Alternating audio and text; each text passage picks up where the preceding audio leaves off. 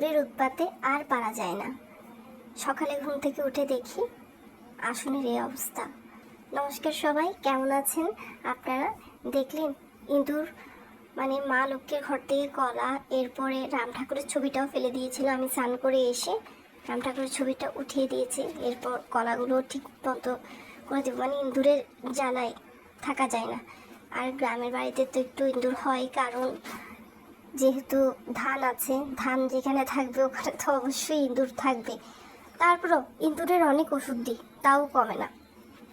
আর এদিকে আজকে বাবা বাজার থেকে লাল শাক এনেছে, তারপর নানা রকমের কিছু সবজি বাজার, আর রান্না করবে মাছ।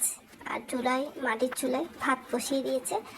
বাড়িতে আসলে বেশিরভাগই মাটির চুলায় রান্না করা হয়, তবে রাত্রেবেলার দিক করে গ্যাসের চুলায় রান্না করা হয়। রাত্রিবেলার মাটির চুলার জ্বালাই না।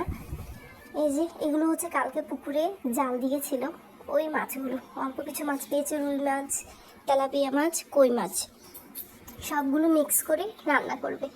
আর বাজার থেকে মূলা এনেছে, শীতকালীন মূলা তো আসলে অনেক বেশি ভালো লাগে। আজকে দুপুরে রান্না হবে লাল শাক ভাজি, মাছ দিয়ে, মূলা, বেগুন দিয়ে, মাছ দিয়ে রান্না হবে।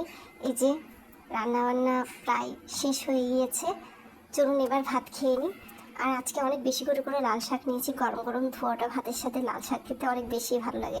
সবাই ভালো থাকবেন, সুস্থ থাকবেন। নমস্কার।